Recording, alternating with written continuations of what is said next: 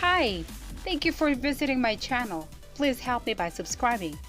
And if you can, please don't skip the ads. It pays the bill. Thank you.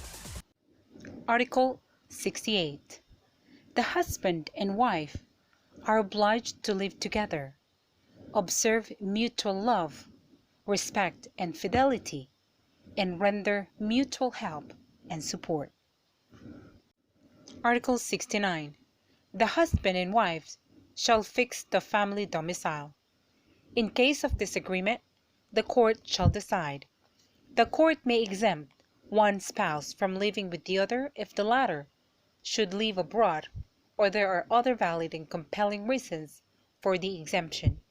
However, such exemption shall not apply if the same is not compatible with the solidarity of the family.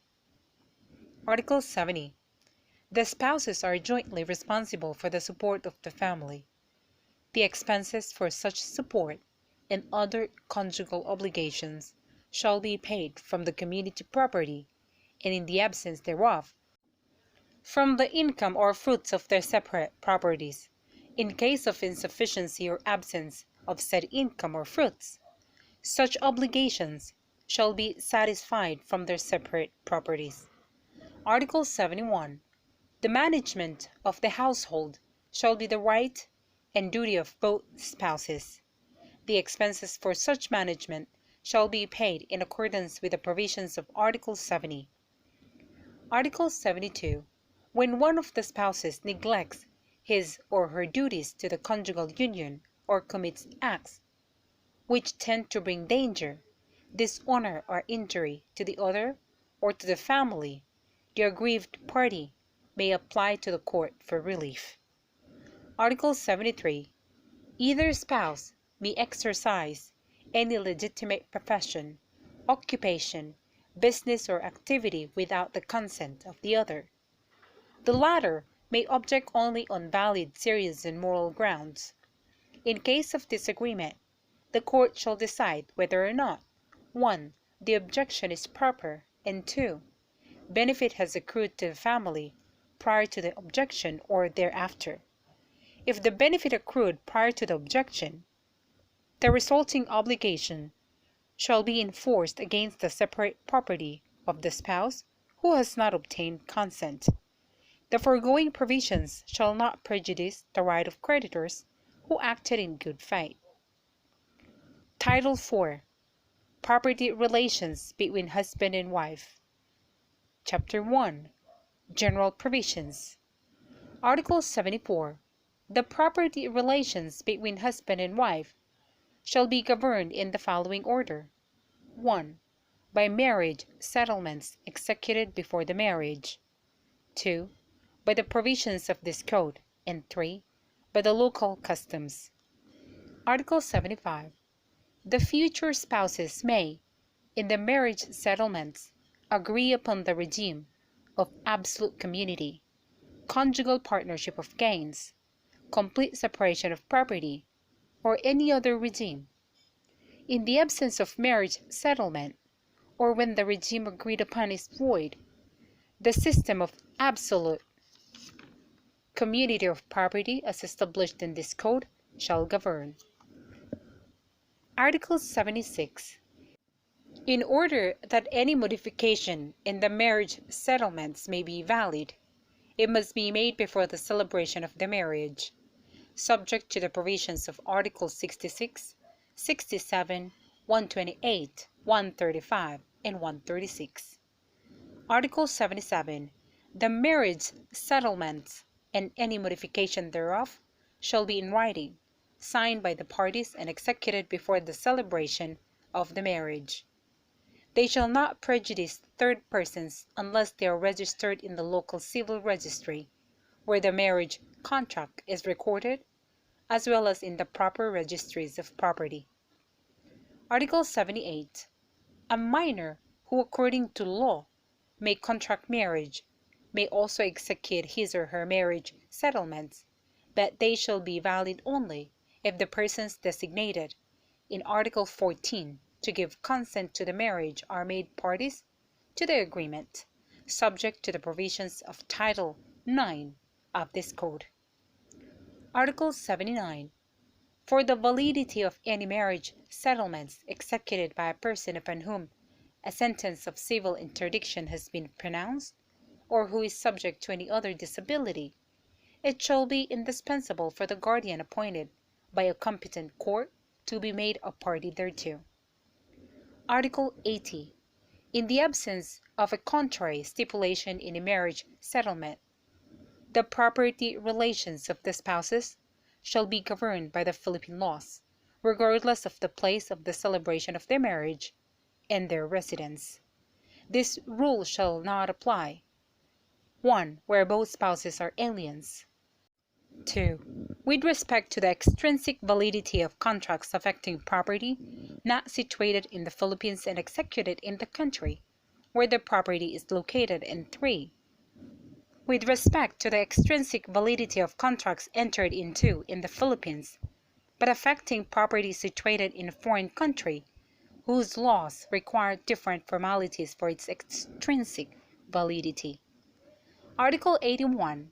Everything stipulated in the settlements or contracts referred to in the preceding articles in consideration of a future marriage, including donations between the prospective spouses made therein, shall be rendered void if the marriage does not take place.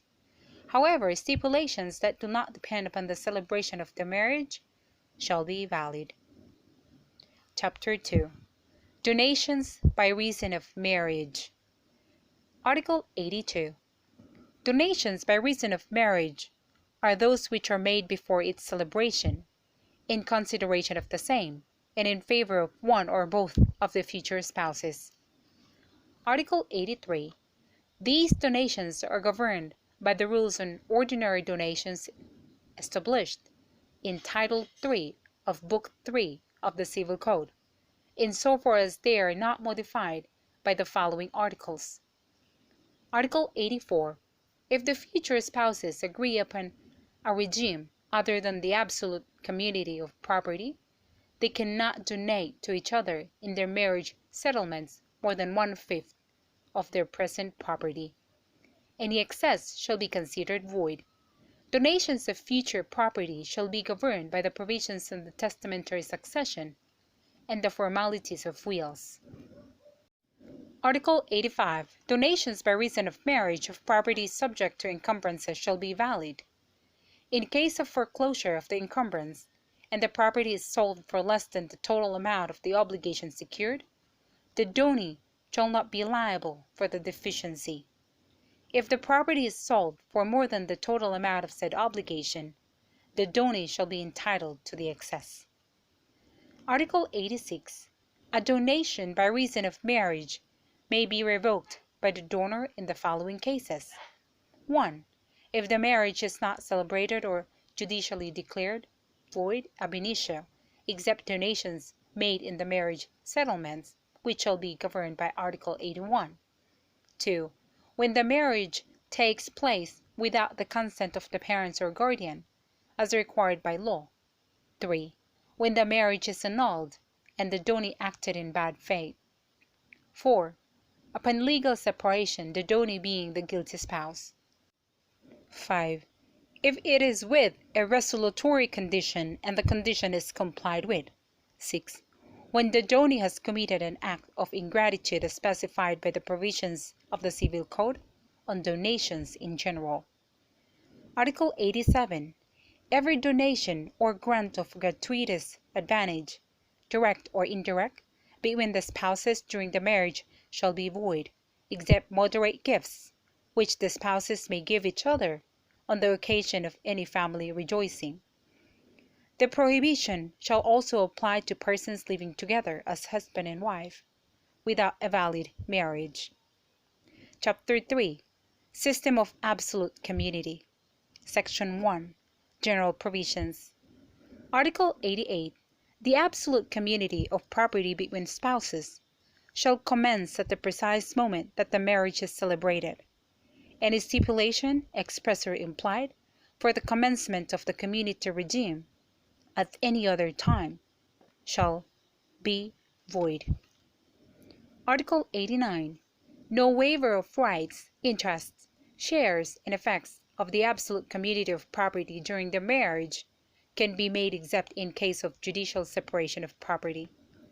When the waiver takes place upon a judicial separation of property, or after the marriage has been dissolved or annulled, the same shall appear in a public instrument and shall be recorded as provided in Article 77. The creditors of the spouse who made such waiver may petition the court to rescind the waiver to the extent of the amount sufficient to cover the amount of their credits.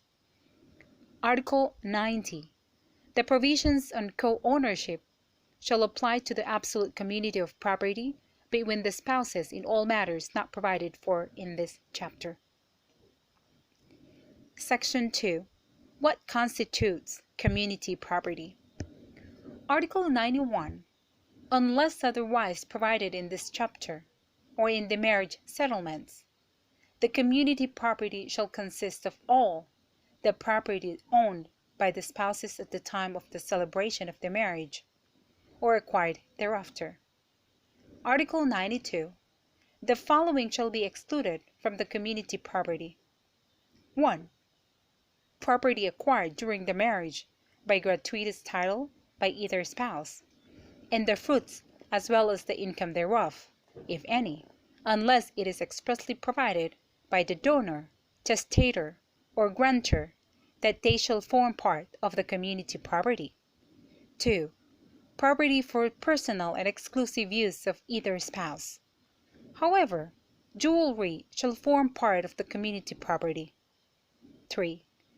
Property acquired before the marriage by either spouse who has legitimate descendants by a former marriage, and the fruits as well as the income, if any, of such property. Article 93.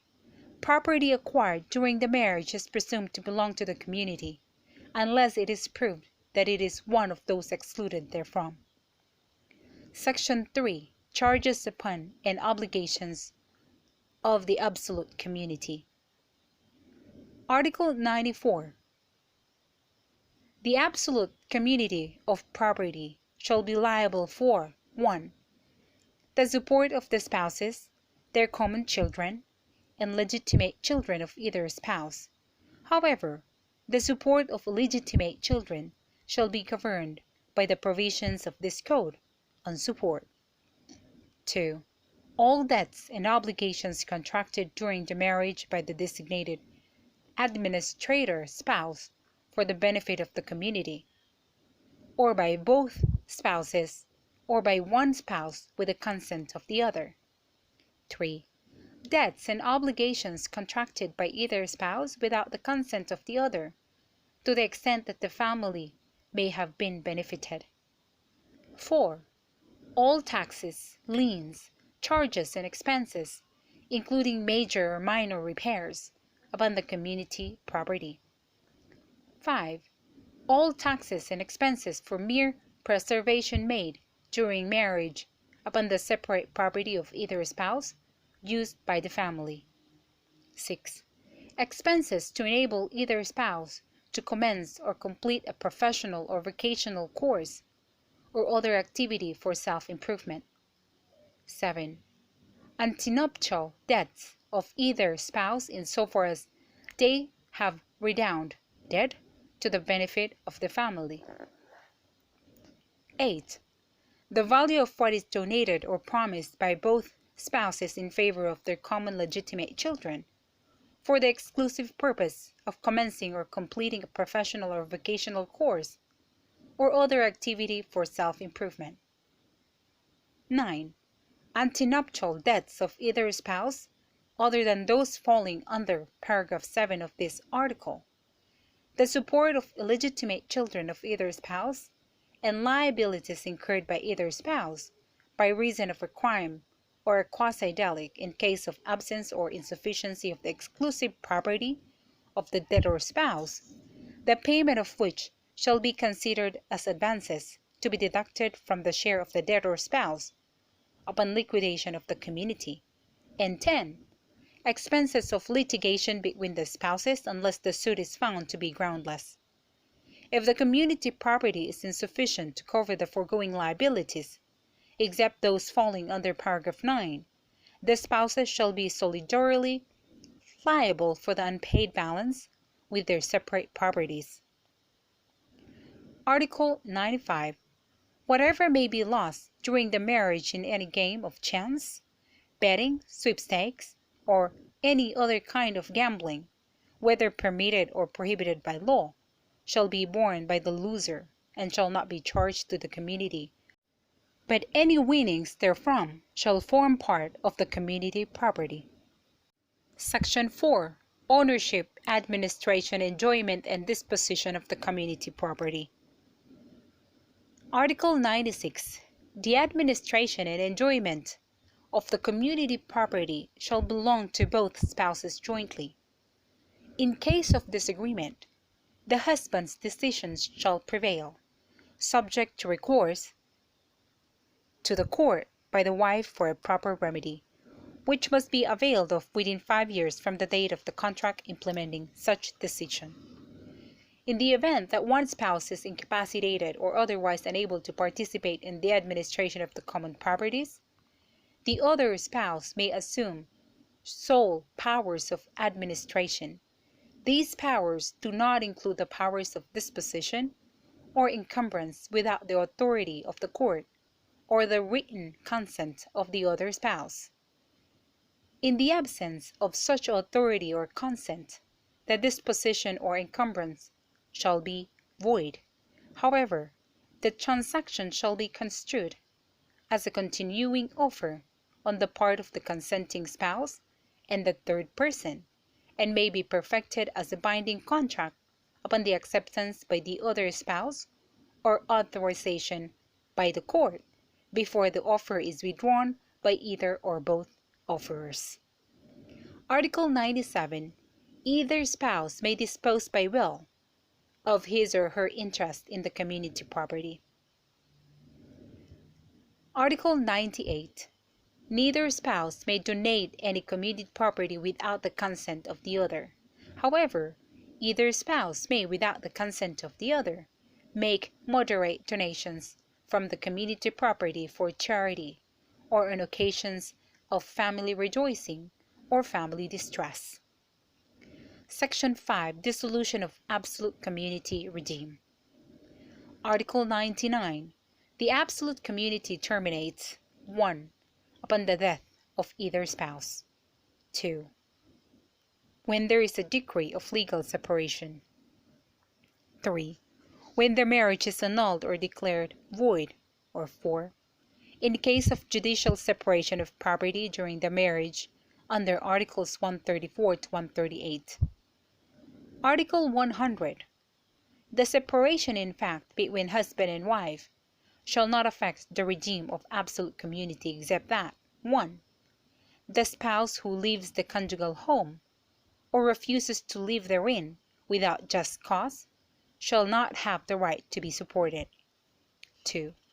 When the consent of one spouse to any transaction of the other is required by law, judicial authorization shall be obtained in a summary proceeding. 3. In the absence of sufficient community property, the separate property of both spouses shall be solidarily liable for the support of the family. The spouse present shall, upon proper petition in a summary proceeding, be given judicial authority to administer or encumber any specific separate property of the other spouse, and use the fruits or proceeds thereof to satisfy the latter's share. Article 101. If a spouse without just cause abandons the other or fails to comply with his or her obligations to the family, the aggrieved spouse may petition the court for receivership, for judicial separation of property, or for authority to be the sole administrator of the absolute community, subject to such pecuniary conditions as the court may impose. The obligations to the family mentioned in the preceding paragraph refer to marital, parental, or property relations. A spouse is deemed to have abandoned the other when he or she has left the conjugal dwelling without any intention of returning. The spouse who has left the conjugal dwelling for a period of 3 months, or has failed within the same period to give any information as to his or her whereabouts, shall be prima facie presumed to have no intention of returning to the conjugal dwelling. Section 6. Liquidation of the absolute community assets and liabilities. Article 102. Upon dissolution of the absolute community regime, the following procedure shall apply. 1. An inventory shall be prepared, listing separately all the properties of the absolute community and the exclusive properties of each spouse. 2. The debts and obligations of the absolute community shall be paid out of its assets. In case of insufficiency of said assets, the spouses shall be solidarily liable for the unpaid balance, with their separate properties in accordance with the provisions of the second paragraph of Article 94. 3. Whatever remains of the exclusive properties of the spouses shall thereafter be delivered to each of them. 4. The net remainder of the properties of the absolute community shall constitute its net assets, which shall be divided equally between husband and wife, unless a different proportion or division was agreed upon in the marriage settlements, or unless there has been a voluntary waiver of such share as provided in this code. For purposes of computing the net profits subject to forfeiture in accordance with Articles 43, number 2 and 63, number 2, the said profits shall be the increase in value between the market value of the community property at the time of the celebration of the marriage and the market value at the time of its dissolution. 5. The presumptive legitimes of the common children shall be delivered upon partition in accordance with Article 51. 6. Unless otherwise agreed upon by the parties in the partition of the properties, the conjugal dwelling and the lot on which it is situated shall be adjudicated to the spouse with whom the majority of the common children choose to remain. Children below the age of 7 years are deemed to have chosen the mother, unless the court has decided otherwise. In case there is no such majority, the court shall decide, taking into consideration the best interest of said children. Article 103. Upon the termination of the marriage by death, the community property shall be liquidated in the same proceeding for the settlement of the estate of the deceased. If no judicial settlement proceeding is instituted, the surviving spouse shall liquidate the community property either judicially or extrajudicially within 1 year from the death of the deceased spouse. If upon the lapse of the said period no liquidation is made, any disposition or encumbrance involving the community property of the terminated marriage shall be void.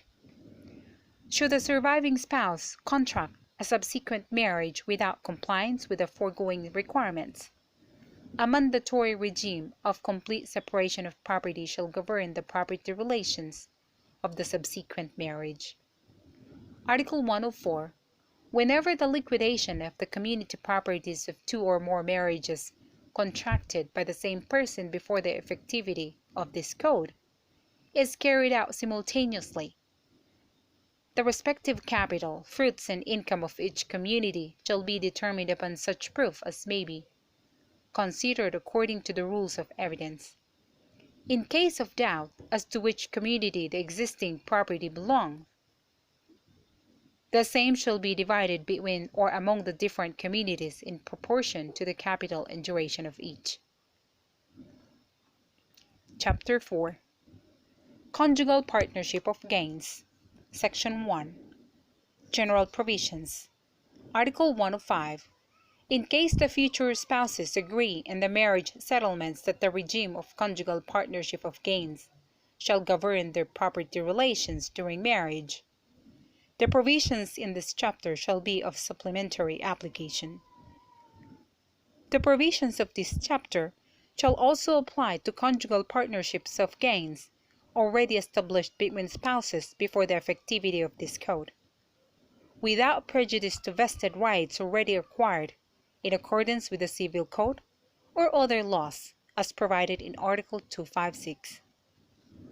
Article 106. Under the regime of conjugal partnership of gains, the husband and wife place in a common fund the proceeds, products, fruits, and income from their separate properties and those acquired by either or both spouses through their efforts or by chance.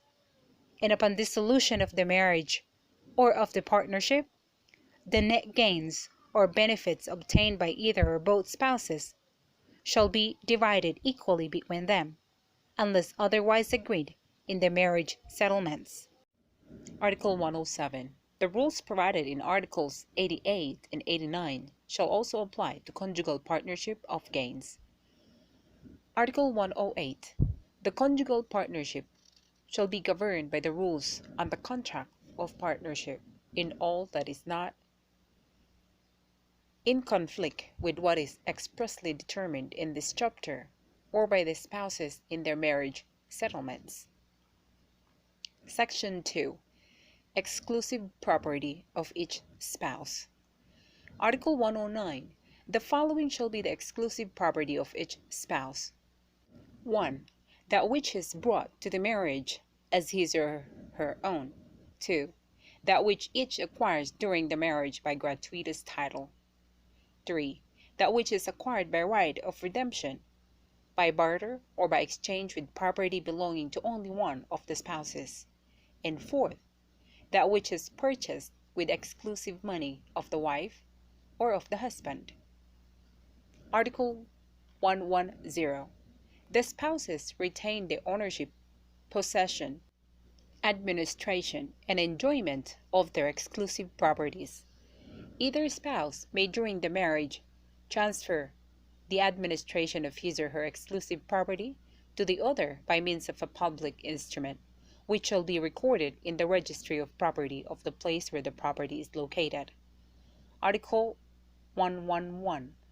A spouse of age may mortgage, encumber, alienate, or otherwise dispose of his or her exclusive property without the consent of the other spouse, and appear alone in court to litigate with regard to the same. Article 112. The alienation of any exclusive property of a spouse, administered by the other, automatically terminates the administration over such property, and the proceeds of the alienation shall be turned over to the owner's spouse. Article 113. Property donated or left by will to the spouses, jointly and with designation of determinate shares, shall pertain to the donee spouse as his or her own exclusive property, and in the absence of designation, share and share alike, without prejudice to the right of accretion when proper. Article 114. If the donations are onerous, the amount of the charges shall be borne by the exclusive property of the donee spouse, whenever they have been advanced by the conjugal partnership of gains. Article 115.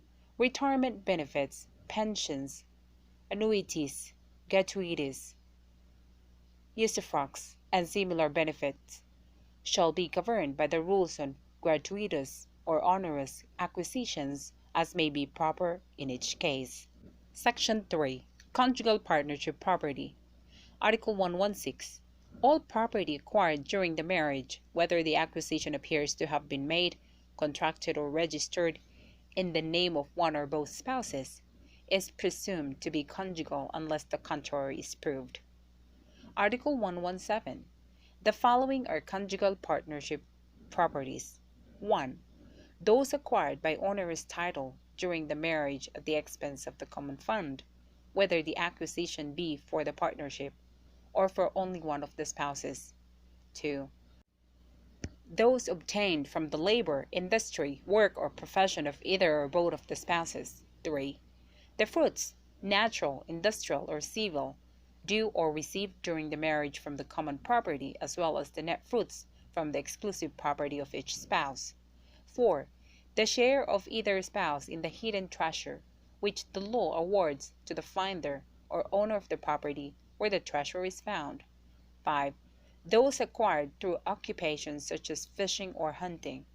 6. Livestock existing upon the dissolution of the partnership in excess of the number of each kind brought to the marriage by either spouse. And 7. Those which are acquired by chance, such as winnings from gambling or betting. However, losses therefrom shall be borne exclusively by the loser spouse. Article 118. Property brought on installments, paid partly from exclusive funds of either or both spouses and partly from conjugal funds, belongs to the buyer or buyers if full ownership was vested before the marriage and to the conjugal partnership if such ownership was vested during the marriage. In either case, any amount advanced by the partnership or by either or both spouses shall be reimbursed by the owner or owners upon liquidation of the partnership. Article 119. Whenever an amount or credit payable within a period of time belonged to one of the spouses, the sums which may be collected during the marriage in partial payments or by installments on the principal shall be the exclusive property of the spouse. However, interests falling due during the marriage on the principal shall belong to the conjugal partnership. Article 120. The ownership of improvements, whether for utility or adornment, made on the separate property of the spouses at the expense of the partnership or through the acts or efforts of either or both spouses, shall pertain to the conjugal partnership or to the original owner spouse, subject to the following rules. When the costs of the improvement made by the conjugal partnership and any resulting increase in value are more than the value of the property at the time of the improvement, the entire property of one of the spouses shall belong to the conjugal partnership, subject to reimbursement of the value of the property of the owner spouse at the time of the improvement. Otherwise, said property shall be retained in ownership by the owner spouse, likewise subject to reimbursement of the cost of the improvement. In either case, the ownership of the entire property shall be vested upon the reimbursement, which shall be made at the time of the liquidation of the conjugal partnership. Section 4. Charges upon and obligations of the conjugal partnership. Article 121. The conjugal partnership shall be liable for 1. The support of the spouse, their common children, and the legitimate children of either spouse. However, the support of illegitimate children shall be governed by the provisions of this Code on Support. 2. All debts and obligations contracted during the marriage by the designated administrator spouse for the benefit of the conjugal partnership of gains, or by both spouses, or by one of them with the consent of the other. 3. Debts and obligations contracted by either spouses without the consent of the other to the extent that the family may have been benefited. 4. All taxes, liens, charges, and expenses, including major or minor repairs upon the conjugal partnership property. 5. All taxes and expenses for mere preservation made during the marriage upon the separate property of either spouse. 6. Expenses to enable their spouse to commence or complete a professional, vocational, or other activity for self-improvement. 7. Antenuptial debts of either spouse, insofar as they have redounded to the benefit of the family. 8. The value of what is donated or promised by both spouses in favor of their common legitimate children, for the exclusive purpose of commencing or completing a professional or vocational course or other activity for self-improvement. And 9. Expenses of litigation between the spouses unless the suit is found to be groundless. If the conjugal partnership is insufficient to cover the foregoing liabilities, the spouses shall be solidarily liable for the unpaid balance with their separate properties. Article 122. The payment of personal debts contracted by the husband or the wife before or during the marriage shall not be charged to the conjugal partnership, except in so far as they redounded to the benefit of the family. Neither shall the fines and indemnities imposed upon them be charged to the partnership.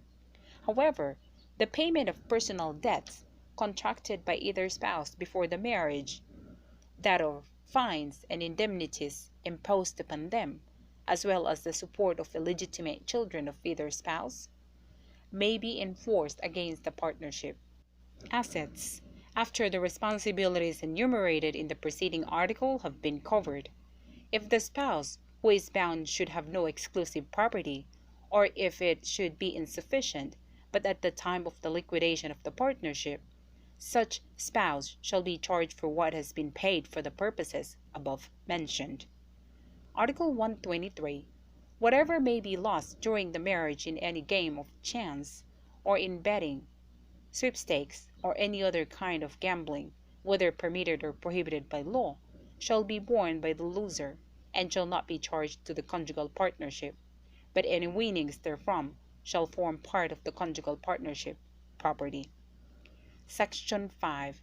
Administration of the conjugal partnership property. Article 124. The administration and enjoyment of the conjugal partnership property shall belong to both spouses jointly. In case of disagreement, the husband's decision shall prevail, subject to recourse to the court by the wife for proper remedy, which must be availed of within 5 years from the date of the contract implementing such decision. In the event that one spouse is incapacitated or otherwise unable to participate in the administration of the conjugal properties, the other spouse may assume sole powers of administration. These powers do not include disposition or encumbrance without authority of the court or the written consent of the other spouse. In the absence of such authority or consent, the disposition or encumbrance shall be void. However, the transaction shall be construed as a continuing offer on the part of the consenting spouse and the third person, and may be perfected as a binding contract upon the acceptance by the other spouse or authorization by the court before the offer is withdrawn by either or both offerers. Article 125. Neither spouse may donate any conjugal partnership property without the consent of the other. However, either spouse may, without the consent of the other, make moderate donations from the conjugal partnership property for charity or on occasions of family rejoicing or family distress. Section 6. Dissolution of conjugal partnership regime. Article 126. The conjugal partnership terminates upon the death of either spouse. 2. When there is a decree of legal separation. 3. When the marriage is annulled or declared void. Or 4. In case of judicial separation of property during the marriage under Article 134 to 138. Article 127. The separation in fact between husband and wife shall not affect the regime of conjugal partnership except that 1. The spouse who leaves the conjugal home or refuses to live therein without just cause shall not have the right to be supported. Number 2. When the consent of one spouse to any transaction of the other is required by law, judicial authorization shall be obtained in a summary proceeding. 3. In the absence of sufficient conjugal partnership property, the separate property of both spouses shall be solidarily liable for the support of the family. The spouse present shall, upon petition in a summary proceeding, be given judicial authority to administer or encumber any specific separate property of the other spouse, and use the fruits or proceeds thereof to satisfy the latter's share. Article 128. If a spouse without just cause abandons the other or fails to comply with his or her obligations to the family, the aggrieved spouse may petition the court for receivership, for judicial separation of property, or for authority to be the sole administrator of the conjugal partnership property, subject to such precautionary conditions as the court may impose. The obligations to the family mentioned in the preceding paragraph refer to marital, parental, or property relations. A spouse is deemed to have abandoned the other when he or she has left the conjugal dwelling without intention of returning. The spouse who has left the conjugal dwelling for a period of 3 months or has failed within the same period to give any information as to his or her whereabouts shall be prima facie presumed to have no intention of returning to the conjugal dwelling. Section 7. Liquidation of the conjugal partnership assets and liabilities. Article 129. Upon the dissolution of the conjugal partnership regime, the following procedure shall apply. 1. An inventory shall be prepared listing separately all the properties of the conjugal partnership and the exclusive properties of each spouse. 2. Amounts advanced by the conjugal partnership in payment of personal debts and obligations of either spouse shall be credited to the conjugal partnership as an asset thereof. 3. Each spouse shall be reimbursed for the use of his or her exclusive funds in the acquisition of property or for the value of his or her exclusive property, the ownership of which has been vested by law in the conjugal partnership. 4. The debts and obligations of the conjugal partnership shall be paid out of the conjugal assets. In case of insufficiency of said assets, the spouses shall be solidarily liable for the unpaid balance with their separate properties, in accordance with the provisions of paragraph 2 of Article 121. 5. Whatever remains of the exclusive property of the spouses shall thereafter be delivered to each of them. 6. Unless the owner had been indemnified from whatever source, the loss or deterioration of movables used for the benefit of the family belonging to either spouse, even due to fortuitous event, shall be paid to said spouse from the conjugal funds, if any. 7.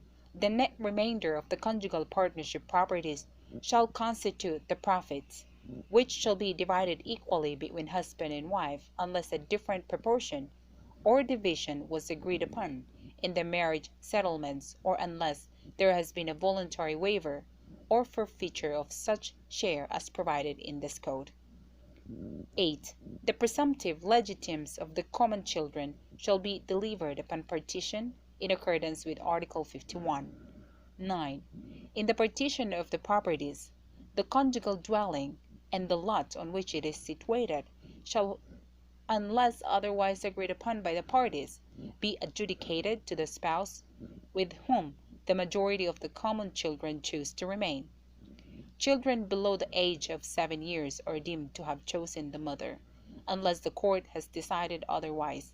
In case there is no such majority, the court shall decide, taking into consideration the best interest of said children. Article 130.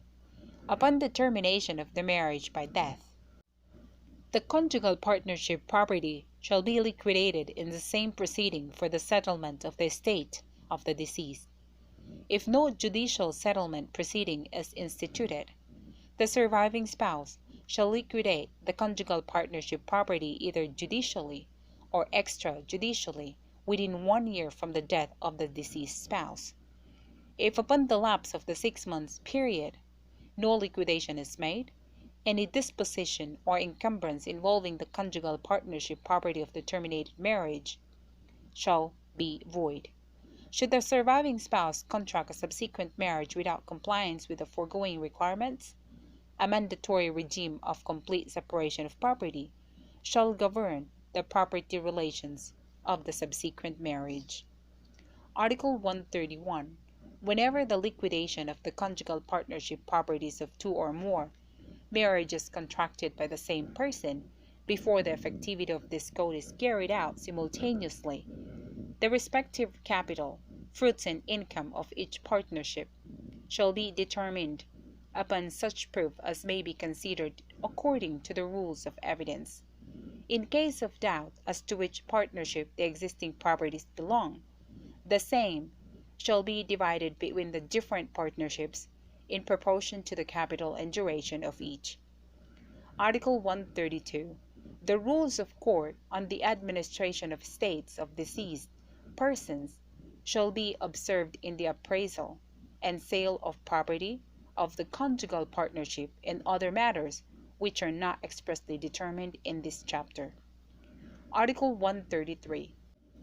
From the common mass of property, support shall be given to the surviving spouse and to the children during the liquidation of the inventoried property and until what belongs to them is delivered.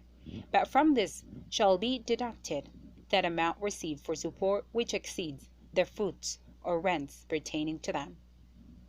Chapter 5. Separation of property of the spouses and administration of common property by one spouse during the marriage. Article 134. In the absence of an express declaration in the marriage settlements, the separation of property between spouses during the marriage shall not take place except by judicial order. Such judicial separation of property may either be voluntary or for sufficient cause. Article 135. Any of the following shall be considered sufficient cause for judicial separation of property. 1.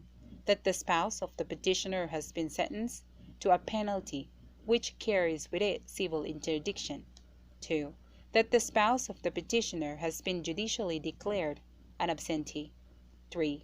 That loss of parental authority of the spouse of petitioner has been decreed by the court. 4. That the spouse of the petitioner has abandoned the latter or failed to comply with his or her obligations to the family as provided for in Article 101. 5.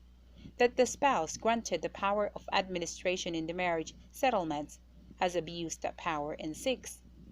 That at the time of the petition, the spouses have been separated in fact for at least 1 year, and reconciliation is highly improbable.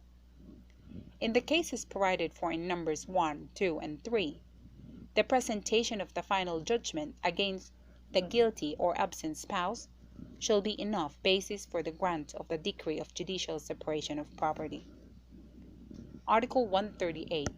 The spouses may jointly file a verified petition with the court for the voluntary dissolution of the absolute community or the conjugal partnership of gains and for the separation of their common properties.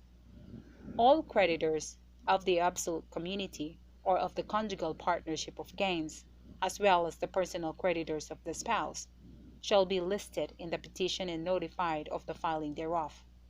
The court shall take measures to protect the creditors and other persons with pecuniary interest. Article 137. Once the separation of property has been decreed, the absolute community or the conjugal partnership of gains shall be liquidated in conformity with this code. During the pendency of the proceedings for separation of property, the absolute community or the conjugal partnership shall pay for the support of the spouses and their children. Article 138. After dissolution of the absolute community or of the conjugal partnership, the provisions on complete separation of property shall apply. Article 139. The petition for separation of property and the final judgment granting the same shall be recorded in the proper local civil registries and registries of property. Article 140. The separation of property shall not prejudice the rights previously acquired by creditors.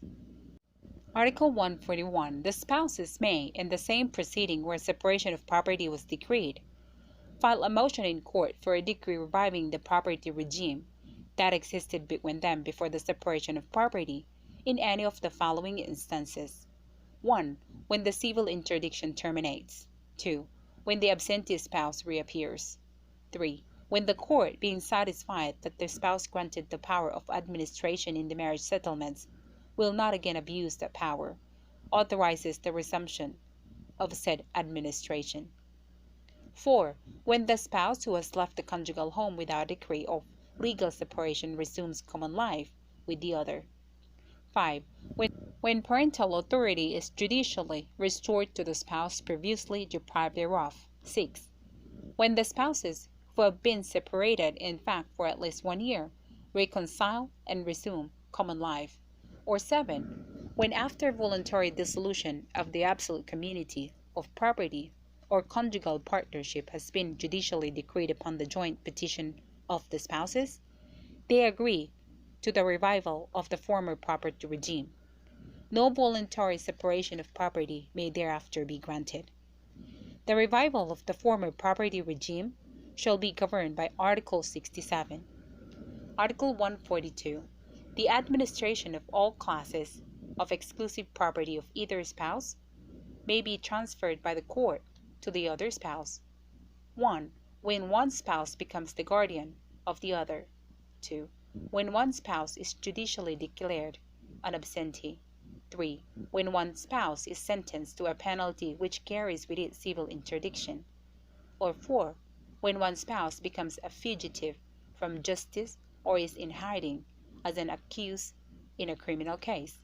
If the other spouse is not qualified by reason of incompetence, conflict of interest, or any other just cause, the court shall appoint a suitable person to be the administrator. Chapter 6.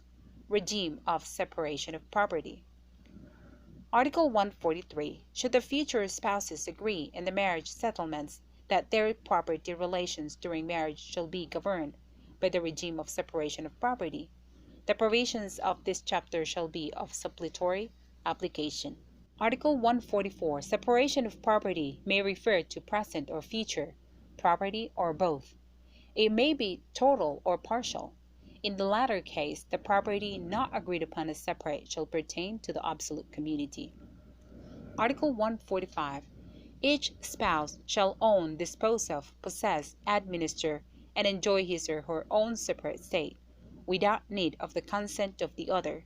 To each spouse shall belong all earnings from his or her profession, business or industry, and all fruits, natural, industrial, or civil, due or received during the marriage from his or her separate property. Article 146. Both spouses shall bear the family expenses in proportion to their income, or in case of insufficiency or default thereof, to the current market value of their separate properties. The liability of the spouses to creditors for family expenses shall however be solidary. Chapter 7. Property regime of unions without marriage. Article 147. When a man and a woman who are capacitated to marry each other live exclusively with each other as husband and wife, without the benefit of marriage or under a void marriage, their wages and salaries shall be owned by them in equal shares, and the property acquired by both of them through their work or industry shall be governed by the rules on co-ownership. In the absence of proof of the contrary, properties acquired while they live together shall be presumed to have been obtained by their joint efforts, work, or industry, and shall be owned by them in equal shares. For purposes of this article, a party who did not participate in the acquisition by the other party of any property shall be deemed to have contributed jointly in the acquisition thereof, if the former's efforts consisted in the care and maintenance of the family and of the household. Neither party can encumber or dispose by acts inter vivos of his or her share in the property acquired during cohabitation and owned in common, without the consent of the other, until after the termination of their cohabitation. When only one of the parties to avoid marriage is in good faith, the share of the party in bad faith in the co-ownership shall be forfeited in favor of their common children. In case of default of or waiver by any or all of the common children or their descendants, each vacant share shall belong to the respective surviving descendants. In the absence of descendants, such share shall belong to the innocent party. In all cases, the forfeiture shall take place upon termination of the cohabitation. Article 148. In cases of cohabitation not falling under the preceding article, only the properties acquired by both of the parties through their actual joint contribution of money, property, or industry shall be owned by them in common, in proportion to their respective contributions. In the absence of proof to the contrary, their contributions and corresponding shares are presumed to be equal. The same rule and presumption shall apply to joint deposits of money and evidences of credit.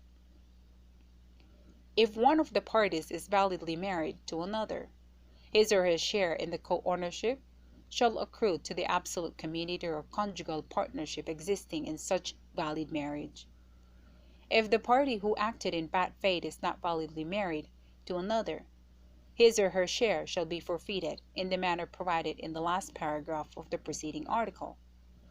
The foregoing rules on forfeiture shall likewise apply even if both parties are in bad faith.